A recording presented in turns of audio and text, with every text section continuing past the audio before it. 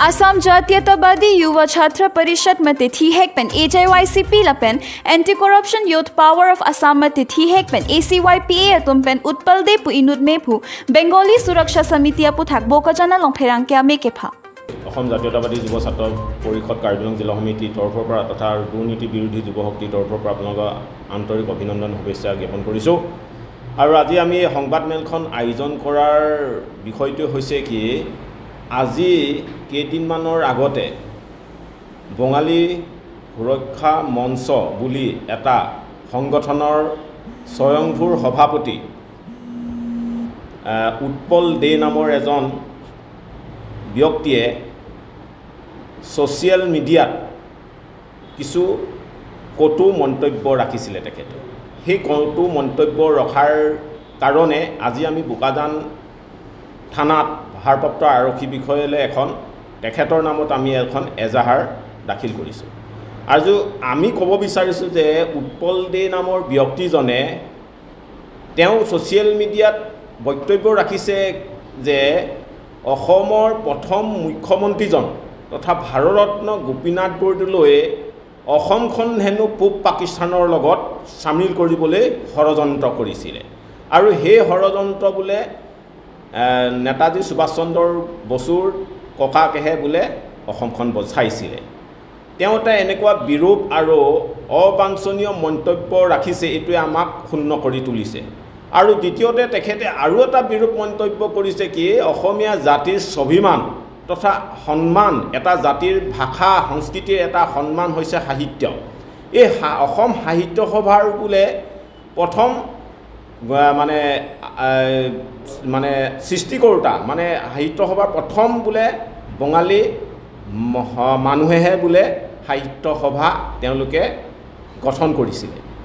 আৰু তেখেতে বহু বিৰোধ মন্তব্য সমাজ তথা সোশ্যাল মিডিয়াত তেখেতে বহু দিনৰ পৰা বক্তব্য ৰাখি অহা আমি এতিয়া আমাৰ বিষয়টো হৈছে কি অসমখন বিভিন্ন জাতি জনগোষ্ঠীৰে সম্প্ৰীতিৰে থকা এখন ৰাজ্য এই ৰাজ্যখনত এই বঙালী সুৰক্ষা মঞ্চ বোলা অখ্যাত সংগঠনটোৱে এই সভাপতি স্বয়ংভূ সভাপতিজন উৎপল দে অসমত তেওঁ সংঘাত সৃষ্টি কৰিব বিচাৰিছে নেকি অসমীয়া বঙালীৰ মাজত আমাৰ এক নম্বৰ প্ৰশ্নবোধক সেইটো থাকি গৈছে আৰু তেখেতে যি বাৰম্বাৰভাৱে যে অসমীয়া জাতিটোক যে তেখেতে প্ৰত্যাহ্বান জনাই থাকে এই বিষয়টোত কিন্তু তেখেতক আমি ক'ব বিচাৰিছোঁ যে তেখেতে বুৰঞ্জী তথা হিষ্ট্ৰী অলপ অধ্যয়ন কৰিব লাগে অসম বুৰঞ্জী তেখেতে অধ্যয়ন কৰক তেখেতৰ সাম্য জ্ঞানখিনি তেতিয়া তাত তেখেতে গম পাব তেখেতে কি ভিত্তিত অসমৰ ভূমিপুত্ৰসকলক অসমৰ খিলঞ্জীয়া মানুহসকলক তেখেতে চেলেঞ্জ দিয়ে কোনোবাৰ সংগঠনৰ লগত লাগিছে তেওঁ সেই সংগঠনটোৰ ওপৰত তেখেতে বিহিত ব্যৱস্থা গ্ৰহণ কৰিবলৈ আমাৰ দেশত আইন কানুন আছে সেই ক্ষেত্ৰত তেখেতে আগবাঢ়ক কিন্তু অসমৰ প্ৰথম মুখ্যমন্ত্ৰীজন ভাৰতৰত্ন গোপীনাথ বৰদলৈৰ লগতে অসম সাহিত্য সভাক যি অপমান কৰিলে এই ক্ষেত্ৰত কিন্তু অসম জাতীয়তাবাদী যুৱ ছাত্ৰ পৰিষদে কাৰ্বি জিলা সমিতিয়ে কিন্তু ক্ষুণ্ণ হৈছে আৰু তেখেতে এতিয়া দেখিছোঁ যে সোশ্যাল মিডিয়াত তেখেতে ভুল স্বীকাৰ কৰি পেলাই তেখেতে লিখিছে তেখেতৰ ফেচবুকৰ নিজৰ প্ৰফাইলত তেখেতে লিখিছে যে মোৰ ভুল হৈ গ'ল তেখেতে মোৰ অসমৰ ৰাইজে মোক মাফ কৰিব কি এইটো কথা হৈছে নেকি তেখেতে প্ৰথমতে ভুল কৰিব ভুল হোৱাৰ পিছত আকৌ তেখেতে মাফ কৰিব এই ক্ষেত্ৰত কিন্তু অসম চৰকাৰে আৰু অসম আৰক্ষী বাহিনীয়ে এতিয়া বিষয়াসকলে কি দায়িত্ব গ্ৰহণ কৰে বা কি ব্যৱস্থা গ্ৰহণ কৰে সেই ক্ষেত্ৰত কিন্তু আমি দুইটা সংগঠনে আজি অনাগত দিনত লক্ষণীয়ভাৱে আমি দৃষ্টি ৰাখিম আৰু আমি ক'ব বিচাৰিছোঁ যে অসম জাতীয়তাবাদী যুৱ ছাত্ৰ পৰিষদে হওক বা দুৰ্নীতি বিৰোধী যুৱ শক্তিয়ে অসমেই হওক অসমৰ স্বাভিমানৰ ক্ষেত্ৰত গণতান্ত্ৰিকভাৱে যদি আন্দোলন লওঁ তেতিয়াহ'লে আমাৰ ওপৰত ইটোৰ ওপৰত ইটো ধাৰা কেছ জাপি দিয়ে কিন্তু এনেকুৱা কিছুমান ব্যক্তিয়ে এই যিজন অখ্যাত স্বয়ংভূ সভাপতি উৎপল দে নামৰ ব্যক্তিজনে অসমৰ ভূমিপুত্ৰসকলক যে ইমান বাৰম্বাৰ চেলেঞ্জ কৰি আছে সেই ক্ষেত্ৰত কিন্তু অসম চৰকাৰে কিয় আজিলৈকে বিহিত ব্যৱস্থা গ্ৰহণ কৰা নাই এইটো আমাৰ সন্দেহৰ আৱৰ্তত থাকি গৈছে আৰু তেখেতে এটা জানিব লাগে যে অসমত 1960 চনত এখন আইন পাছ কৰি থৈছে গভৰ্ণৰে এখন আইন পাছ কৰি থৈছে যে অসমত অসমীয়া ভাষাৰ লগতে ব্যৱহাৰ কৰিব লাগে সকলোতে। আৰু আমি ক'ব বিচাৰিছোঁ যে অসমত অসমীয়া ভাষাৰ প্ৰাধান্যৰ লগতে অসমত ভূমিপুত্ৰসকলৰ খিলঞ্জীয়া জাতি জনগোষ্ঠীসকলৰ ভাষা সংস্কৃতি উত্তৰণ হোৱাটো আমি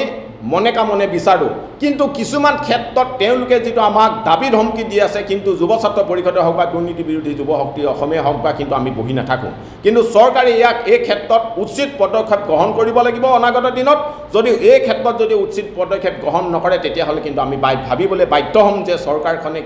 জাতিটোক নিৰাপত্তা দিবলৈ লাগিছেনে নে জাতিটোৰ মাজত সমন্বয় চেষ্টা কৰিবলৈ ৰাখিছেনে, এই ক্ষেত্ৰত কিন্তু আমাৰ সন্দেহৰ আৱৰ্তত পুনৰবাৰ থাকি যাব। সেইকাৰণে আমি কৈছোঁ যে আজি বোকাজান থানাৰ ভাৰপ্ৰাপ্ত আৰক্ষী মহোদয়ৰ ওচৰত এজাহাৰ দাখিল কৰাৰ জৰিয়তে তেখেতক আদালতলৈ আনি পেলাই উচিত আইনগত শাস্তি প্ৰদান কৰিবৰ বাবে আমি আজি দুইটা সংগঠনে দাবী জনাইছোঁ। আৰু যদি চৰকাৰে এই ক্ষেত্ৰত যদি বিহিত ব্যৱস্থা গ্ৰহণ নকৰে তেতিয়াহ'লে তাৰ বিহিত ব্যৱস্থা কিন্তু গ্ৰহণ কৰিলে আমি যুৱ ছাত্ৰ পৰিষদৰ বা দুৰ্নীতি বিৰোধী অসমে কিন্তু প্ৰস্তুত আছে। কিয় অসমীয়া ভাষা সংস্কৃতি কৃষ্টিৰ ওপৰত কোনোবাই যদি বাৰম্বাৰভাৱে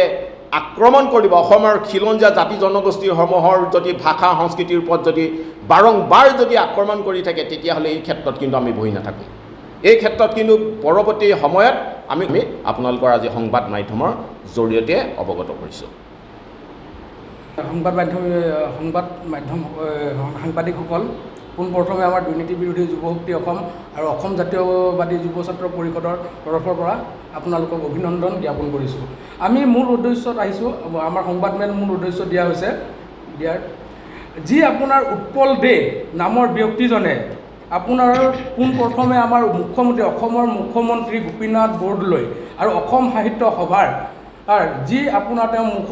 মন্তব্য দিছে তাত আমি বিৰোধিতা কৰিছোঁ। আৰু আমি দুৰ্নীতি বিৰোধী যুৱ শক্তি অসম আৰু অসম জাতীয়বাদী যুৱ ছাত্ৰ পৰিষদৰ সংগঠন আমি বেংগলী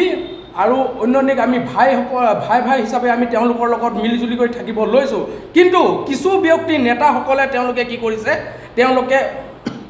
খুব আপোনাৰ ভাইৰাছৰ নিচিনা এটা খুব বেয়া মন্তব্য দিছে আৰু আমি বিৰোধিতা কৰিছোঁ। আৰু আমি 12 ঘণ্টা সময় বান্ধি দিছোঁ। অসম আৰক্ষী তেওঁক তদন্ত কৰি অতি সোনকালে তেওঁক 12 ঘণ্টাৰ ভিতৰত এৰেষ্ট কৰক, গ্ৰেপ্তাৰ কৰক।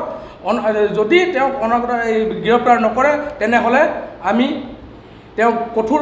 ব্যৱস্থা ল'বলৈ আমি হাজিৰ হৈ আছোঁ।